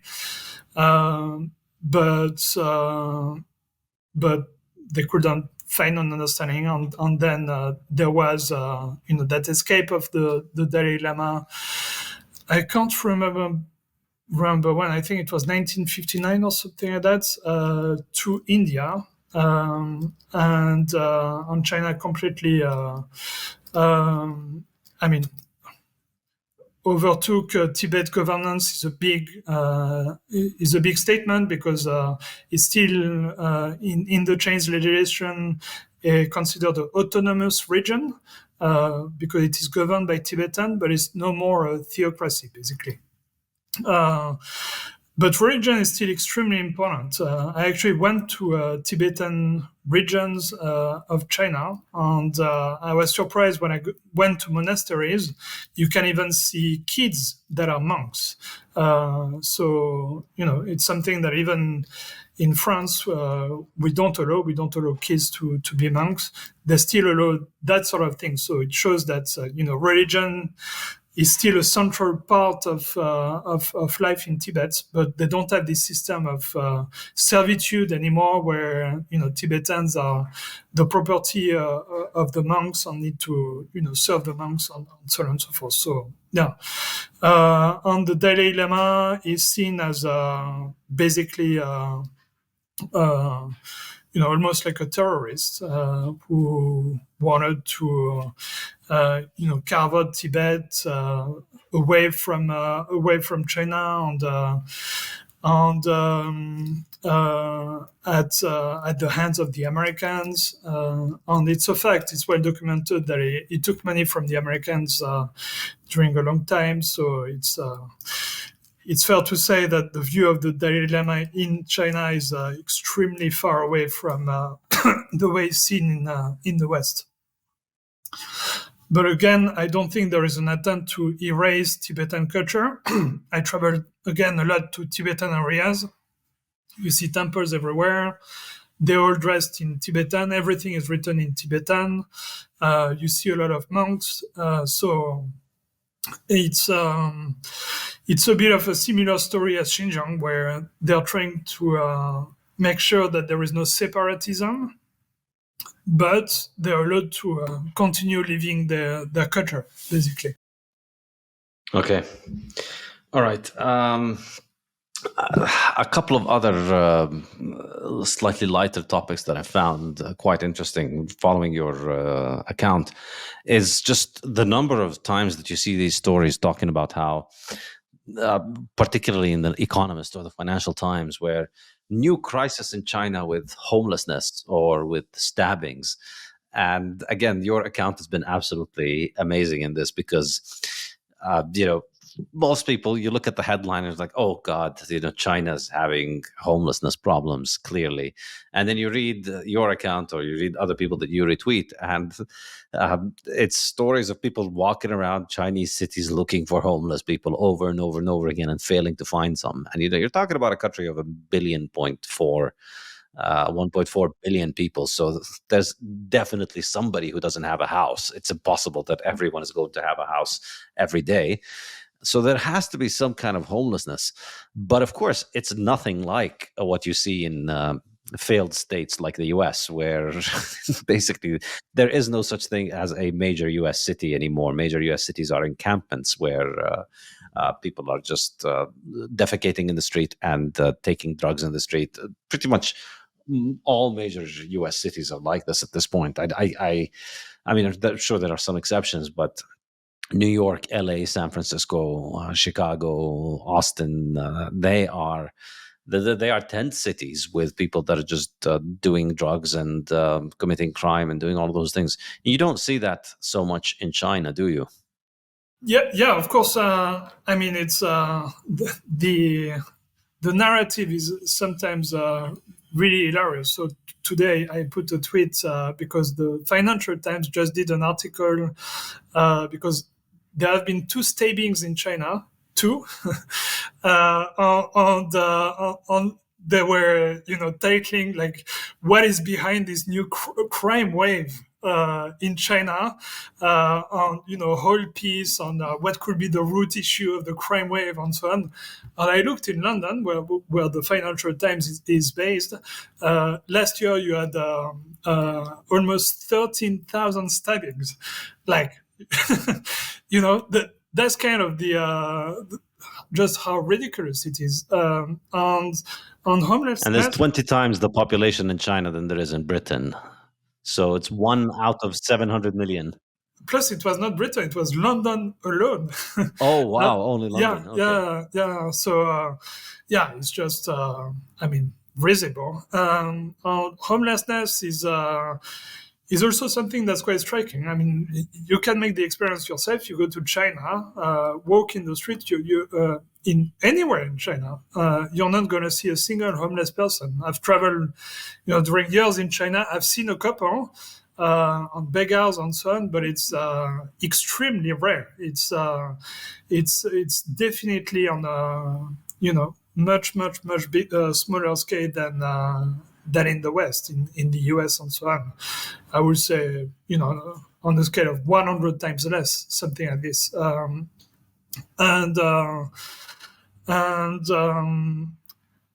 And that's typically hard for people to believe, because they have this image of communism as being terrible for poverty and so on and so forth. But actually, it's the exact opposite. there is almost zero homelessness, and the Chinese government has done a lot of efforts around poverty alleviation. I wrote an article on this, calculating how much they spent on it. They spent on poverty alleviation the same amount as the US spent on the war on terror, which I found was quite an interesting parallel, and it was close to $3 trillion. So there you go. How much each country uses their resources. Would you rather spend trillions of dollars fighting useless wars abroad that create misery and poverty, or would you rather spend it yourself on alleviating poverty? Well, that's an unfair comparison because China is a sovereign state that is seeking to look out for its own people, whereas the US is ruled by a puppet regime, which is out there to look out for the Israeli government. So $3 trillion spent to destroy Iraq, Syria, Libya, Afghanistan, and all these countries that can be hostile to Israel for extremely understandable reasons. If you believe that people deserve to own their property and not get kicked out of it because of their religion, then you would also be hostile to Israel. But clearly, the point of the U.S. is it's a farm where Israel grows its soldiers and taxes people for money so that it can continue to eliminate all of its enemies and commit a genocide. So it's an unfair comparison, is what I'm saying. Yeah. Okay, but so sorry, you wanted to say something? No, that was it. That was my point. Okay, so if you were to give some kind of well, before I ask that question, let me just say something. I think a telling thing. I like to study the world through the lens of inflation. For me, inflation is a very, very, very important phenomena, and people will mock me sometimes because I would say that fiat money or hard money explains everything in the world, and people always laugh. Well, not always, but initially they laugh when I start drawing explanations with things. But the more they listen, the less they laugh, the more they learn, I think, because I believe a government that is able to extract wealth through inflation is going to necessarily become extremely corrupted in the way that it acts. Because even though I think taxation is theft, I believe taxation is a lot more honorable as a form of theft, because at least with taxation, you're honest about it. We need to take 20% of your income. And so you as a citizen are faced with a clear choice. Or at least not necessarily a choice, because the choices go to prison, but at least you have a very honest accounting of what's going on. I'm paying 20% of my salary. The government is spending its money on doing 1, 2, 3, and you can see the connection.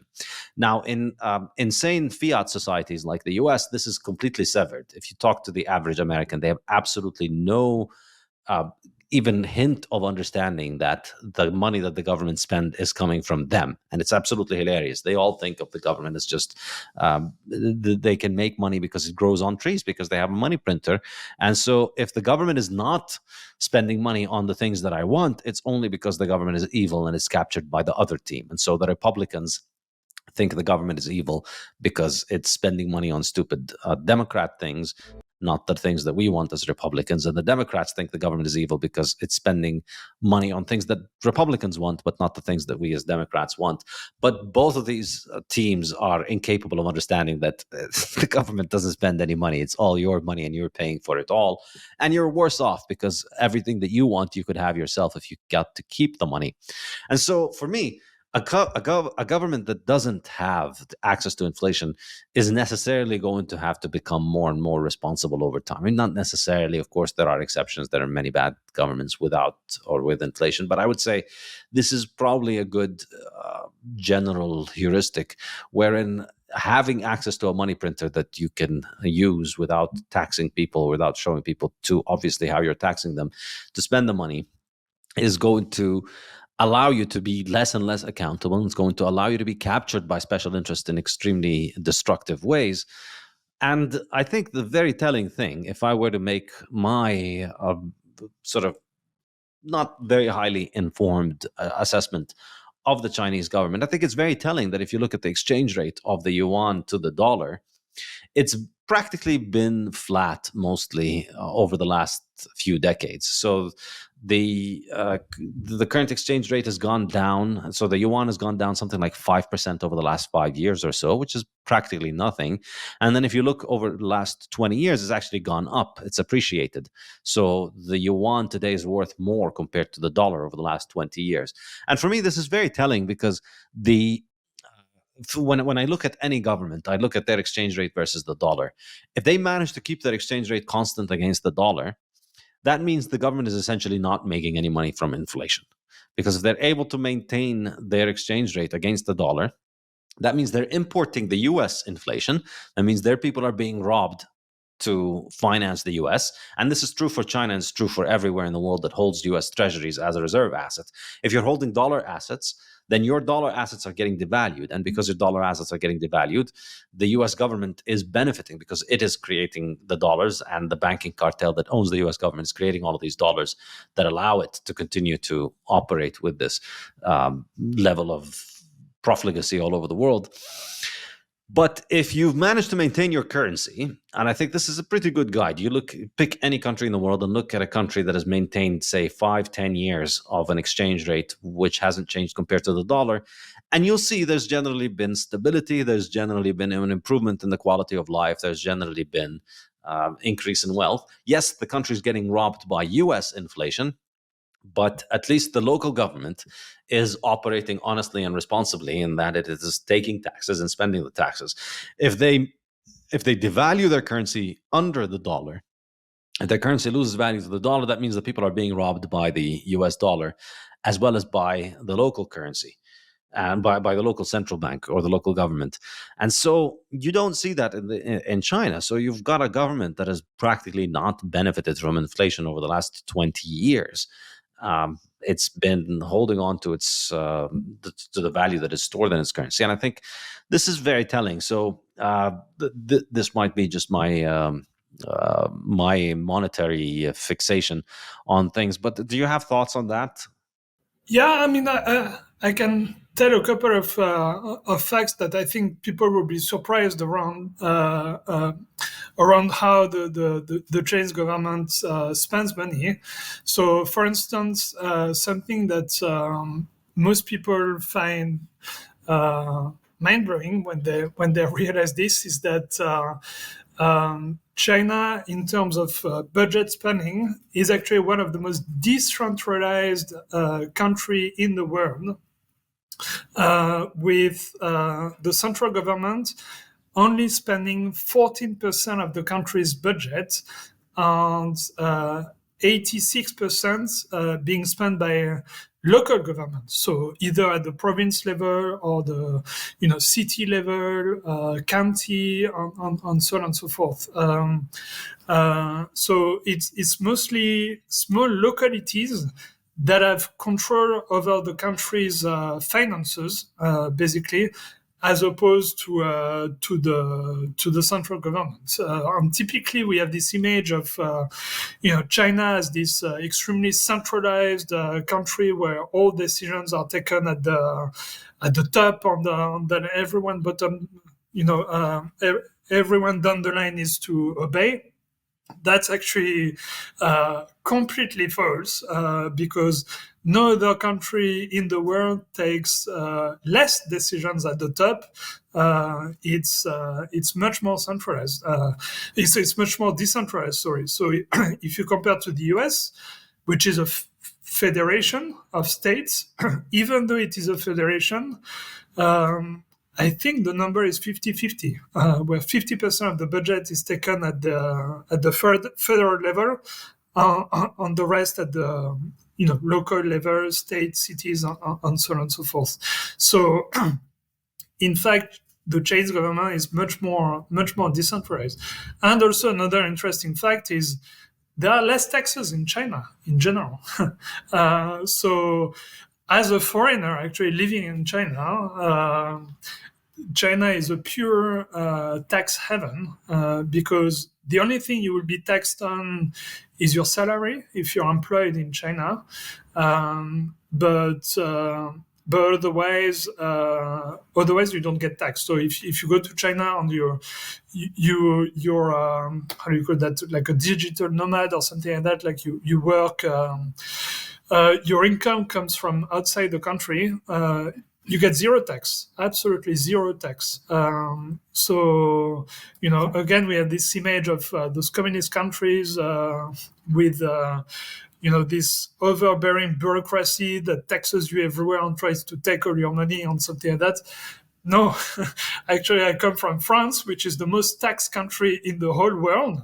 And it was a really liberation to come to China and be not taxed at all. So yeah, there are a lot of misconception around the way China and communist countries in general function. Yeah, this is fascinating. I mean, the term communism for me is something that I am extremely averse to. I'm a libertarian. I think communism is a horrible thing. And so naturally, I'm inclined to believe the worst things that I hear about China. But again, your account and more critical thinking is just making me realize more and more that if you really want to think about communism, if you want to think about the horrible things that libertarians hate about communism, you see perhaps a lot more of these things in the Western liberal societies than you do in China today. And I think the taxation is a great example. I mean, we're constantly talking about how taxation is bad, and yet there's a lot less taxation in China, and there's practically no inflation tax. If you look at, as I said, the exchange rate. Even the contrary, because there is deflation in China these days. Yeah, absolutely. Yeah, things continuously get cheaper and quality of life gets better. And I think what's also been startling over the last few years is Chinese industry. I grew up at a time when Chinese products meant, when Chinese products are associated with essentially cheap plastic knockoffs of Western and Japanese products. But I think looking around now, you see Chinese cars, you see all kinds of Chinese products that are just overtaking the ones that you see in the West. And I think this is pretty recent. I mean, I imagine 15 years ago, around 2009, it wasn't exactly like this. I'm sure it was, but I'm sure this is high quality products existed. But I think the quality has continued to rise. Do you have thoughts on that? Yeah, you can actually follow what's working well in China from the sanctions by the US. So it started with electronics, communication equipment, which is why the US sanctioned Huawei. Bit by bit, more and more sanctions. You're seeing more and more sanctions into everything that China starts to do well. The latest thing being cars. So that's why you have, sanctions on those tariffs and so on. 100% tariffs in the US because China has moved up the value chain and it's producing cars that are, immensely superior to even Tesla at a much cheaper price. It's, I think, for a lot of those cars, it's like half price compared to Tesla for something that when you look at the specs, it's exactly the thing or even superior. So, yeah, of course, I understand it's scary from an American standpoint or from a European standpoint. But what I don't understand is that they always need to disguise this fear, which is understandable and normal, around China bashing and trying to explain it with a completely loop-sided narrative that it's evil Chinese subsidies that most of which is very misrepresented because everyone has subsidies around their car industries, or everyone tries to prop up their industry in some way, right? There is nothing strange about that in any way. So yeah, I wish. I wish there was a bit more honesty around all that, on simply saying we're doing some protectionism because our local industry can't keep up. That's all there is to it. Yeah, I mean, I remember just a personal little story. A couple of years ago, I was traveling to Mexico, and on the flight there, my phone fell under the seat, and then it got broken. So I landed in Mexico. I needed a phone. I went to a phone shop. I thought I'll just buy, a regular phone. I saw this brand called Vivo. I'd never heard about it. I thought I'll just buy it for a few weeks while I figure out which new phone I want to buy. And I bought it thinking it was just going to be something that I'm going to have as a second phone and let my kids play with it or something like that. And I've just been using it for 2.5 years because it's working very, very well, and working better than most phones that I've had. It's pretty remarkable. And it's like a third of an iPhone, right? The price. Yeah, exactly. And actually what happened was a month later, I bought an iPhone, and then I tried to move to the iPhone, and I just thought, no, I'm going to stick to this, and I'm still using it. And I have the iPhone. I'm not even using it anymore. But I think this is pretty common. The electric cars in particular are just startlingly good. You look at them. They are very good. You're even starting to see more and more self-driving cars, like fully automated in China. Like I just did I wrote something yesterday around Baidu. They've launched a service called Carrot Run. They started in Wuhan with a fleet of 1,000 cars, fully self-driving taxis. Basically, like you order them on an app, they come to you. There is no driver, and 40% of the agglomeration of Wuhan has been authorized for them. Like they can drive there, so they can drive you to 40% of the city, and it's proven extremely popular. With since it was introduced last year, 6 million rides. For a fleet of 1,000 cars, it's quite popular because it costs 1/3 of the price of a normal taxi, because you don't have the driver, so you don't have costs associated with the driver, and they can function 24/7. And so you end up with a cost of I think it was 10 cents US per kilometer. So you do 100 kilometers in one of those taxis, and you end up paying $10 on 100 kilometers.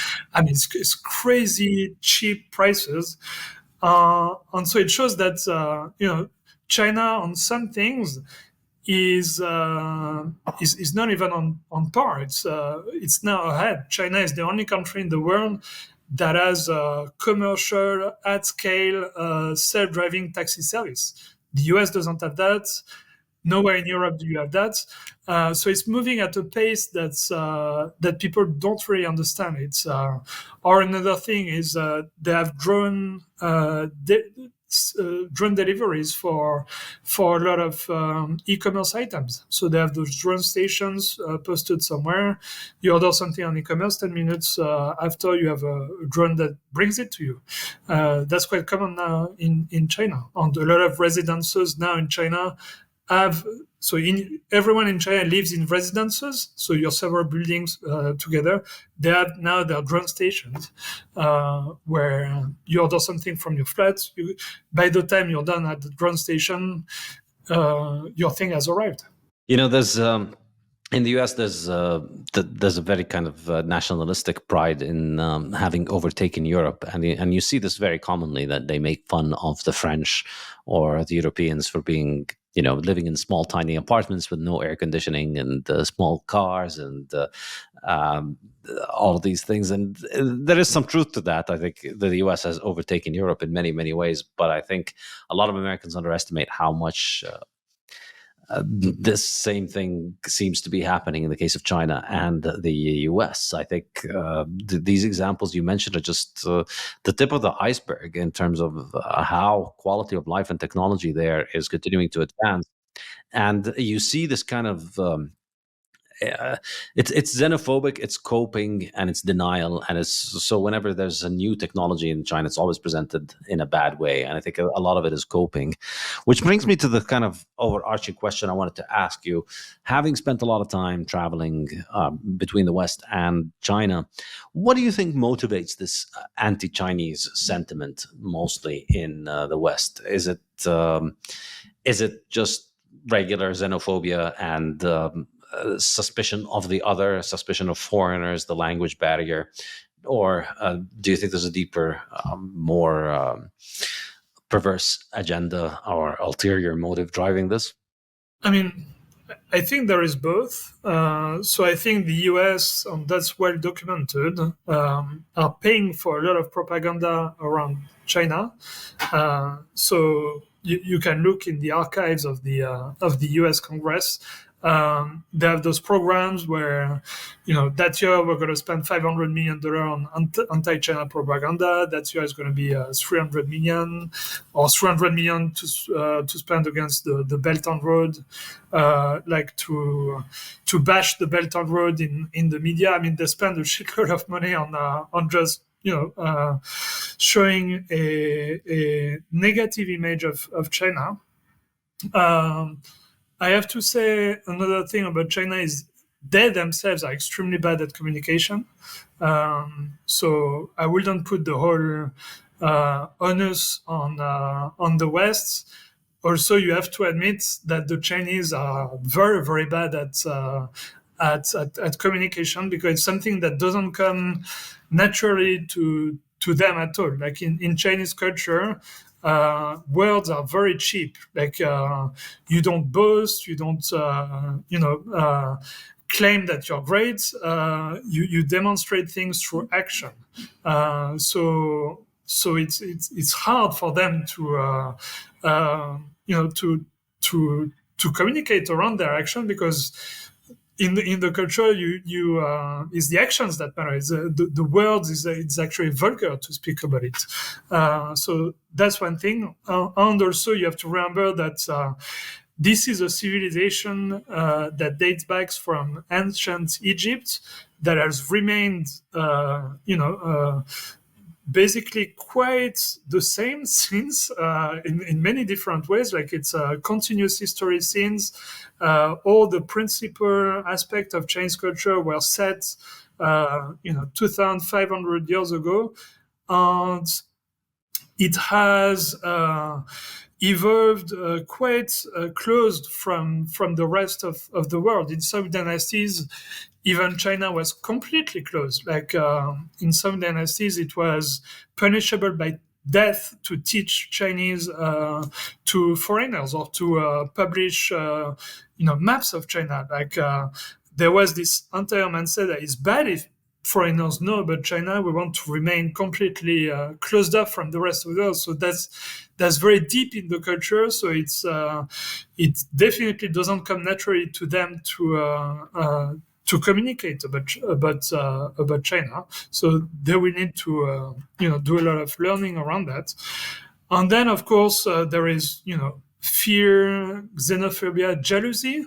Like it's like if you have a neighbor and suddenly he becomes wealthy, and he has all those new things, and he's living a fantastic life, and you're doing bad, which is the case in Europe. Like your life is getting worse and worse every single year. You're not gonna feel great about your neighbor, right? So there is that dynamic too. So I think it's really a complicated mix of things. And also, like I was saying earlier, we have a deep-seated mindset that we are the best, and we need to convince others that we are the best. And when there is resistance, because the Chinese don't want that, and they don't want to be converted to our values, our political system, and so on, it is very frustrating, I think, to us at a deep level, because we have this proselytism. So I think that also plays a role, most likely. Yeah, no, I think you're right. All right. Now, well, this is the Bitcoin Standard podcast, and I do have a big boat to pick with China on Bitcoin. So, China effectively banned Bitcoin and Bitcoin mining a few years ago. I'm not sure if you're familiar with Bitcoin or familiar with the Chinese Bitcoin policy. But of course, you hear, I don't speak Chinese, and so I'm always dealing with secondhand sources. It seems to me like the ban hasn't really worked effectively because a lot of Chinese people continue to use Bitcoin. A lot of people continue to mine Bitcoin. But what are your thoughts on it? Why do you think they banned it? And what do you see as the future of Bitcoin in China? So I have to be honest with you. I know extremely little about Bitcoin. I used to own some through an exchange, and I just know that when China passed this legislation, I was forced to sell it because I was living in China at the time. I do know that a lot of Chinese people still own it despite the legislation, because it's just very easy to hop on a VPN, like most Chinese people know how to do that. And that's basically the extent of it. I have no idea why they banned it. What was the rationale behind that? There must be one, but sorry. Okay, that's okay. Not a problem. We'll forgive you for that. But you should own more Bitcoin and get back into Bitcoin. Yeah, I I should. Yes. I offered you to send you my book, so happy if I you can did send me receive the. it on the. Yeah, thank you so much for that. I will definitely Oh, read it. okay, you got it. Yeah. Okay, great, Yeah. great. All right. And then now, finally, your startup is on Chinese medicine, and this is something that I found quite interesting over time. I've come to become extremely skeptical of modern Western medicine, which I view as being primarily a mechanism for enriching pharmaceutical companies at the expense of people's health.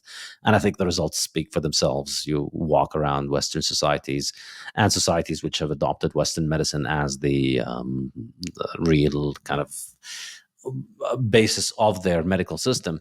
And you And they see don't that, look healthy, right? I'm sorry? They don't look healthy. No, absolutely. Yeah. But the pharmaceutical companies look very healthy in those places. Yeah. It's a very clear trend where people get fatter, sicker, and a lot more money gets made from managing those sicknesses. And I've found, and again, this isn't something that I understand very well, but I've found a lot of value and wisdom from traditional forms of medicine. So Chinese medicine. I've gone to an acupuncturist for a while, and I've seen great results with other people who have done those things. I'm getting more and more familiar with traditional Arabic medicine, which, from what I understand, traditional Indian and Islamic or Arabic and Chinese medicine, they are very similar. Maybe not very similar, but they are similar in a lot of their approaches. They are similar in a lot of the ways in which they approach health, and it is drastically different from modern Western medicine. And in fact, I think traditional Western medicine is also based on those things, but it's almost been completely eradicated over the last century by the medical mafia and the pharmaceutical companies. So I'm very curious about your thoughts on this in general, and then more specifically about your startup and what it is that you do. Sure. So basically, my realization was I was living in China, and I had always had chronic headaches, which I'd plagued me all my life. Every week I had those chronic headaches, and the only thing that Western medicine could give me for that was basically painkillers, which would mask the issue but not cure it, because every week those headaches would come back, and I would have to take painkillers again. And so I went to a traditional Chinese medicine doctor. He prescribed me herbal formula based on a herb called chuan xiong. And I took it during 3 weeks as a treatment, and I haven't had those headaches since. So I told myself, well, there is something there. There are clearly some health issues for which we don't have a cure in Western medicine, and for which TCM has some answers, at least to some people, because it worked for me. And I looked a bit more into it, and I found that for a lot of chronic diseases, like chronic migraines or headaches or insomnia, chronic pain as well. Like acupuncture is very good for chronic pain, like back pain and so on. Actually, TCM, traditional Chinese medicine, is pretty good for that. And so, basically, my goal with me and Chi, which is my project, Chi is a important concept is in Chinese medicine, is to make people go through the same journey as I did, which is if you have a health issue that you don't feel has good solutions in Western medicine, why don't you have a look at traditional Chinese medicine? And so for now, me and Chi is mostly an information platform. So you type your symptom and it tells you how TCM approaches it. But soon, at some point, we will introduce, online consultation also with TCM doctors. Or if you want to do acupuncture treatment, you can find the right TCM doctor for you. So bit by bit, becoming like the platform for TCM in the West, so that you can try this as a treatment if Western medicine is not right for what you have, basically. Yeah, interesting. Very, very interesting. Okay, well, I think this is pretty much everything that I wanted to ask you. I really thank you so much for your time and Thank you. for all of these insights that you've been putting out. I think it's, as you said, if there's one thing we can criticize the Chinese government and perhaps Chinese culture in general for, its difficulty of communicating. And I think they've definitely ceded the ground for people that are constantly bashing China in either in a justified way or in an unjustified way. But I think there is definitely something to be said about the positives of what is happening there. This podcast is also brought to you by the Bitcoin Way, your professional Bitcoin IT team offering you personalized, secure, and comprehensive solutions for every step along your Bitcoin journey. The Bitcoin Way offer live concierge service to guide you with your Bitcoin cold storage, running your node, privacy best practices, inheritance planning, corporate strategy, and multi-sig solutions. They don't touch your coins, they guide you through the process of acquiring your coins and securing them. If you'd like to make your setup safer and more reliable, book a consult with them and see what they have to suggest. If you want to give someone the gift of Bitcoin, get them this professional service that will ensure they start off knowing exactly how to manage their coins and not lose them. Go to thebitcoinway.com and start Bitcoining more confidently. And I think, ultimately, if you care about human prosperity, there has been no transformation perhaps in human history as drastic as what has happened to China in the last 45 years in terms of the improvement of the quality of life of people. I think, the quality of life in China in 1979, 45 years ago, was very, very, very different from now. The number of people, the amount of wealth that has been generated, the quality of life improvement, it's absolutely startling. And I think India is a good comparison because India has also witnessed an enormous improvement in the quality of life throughout the same period. India started doing a lot of their free market reforms around 1980. And things have improved drastically in India since then. There's no denying that. But I think if you compare it to China, it really shows you how much things have changed in China, because China has improved a lot more and the quality of life has improved enormously, that you can't really say China is a poor country anymore, which is really remarkable because we grew up in a world in which China was the biggest reservoir of poor people in the world. That's the world where I was born in. And by the time I die, I think China's going to be one of the biggest economic forces in the world. Yeah. So there's definitely something to be said about that. Yeah, you need to remember that in 1980, China, the average GDP per capita was lower than any country in Africa. Like, that's how low they were. So they come from very, very far. And right now, I mean, I spent a lot of time in India. It's incomparable. Like you go to China, even compared with the US or France, you have the feeling to step into the future. Whereas in India, you still have the feeling to step in the past compared to the West. Yeah, it's very impressive. Excellent. Thank you so much, Arnaud. Really appreciate your time. And I hope we stay in touch and With maybe we'll pleasure. host you some other time. Thank you very With much. pleasure. Thank you. Cheers. Have a good day.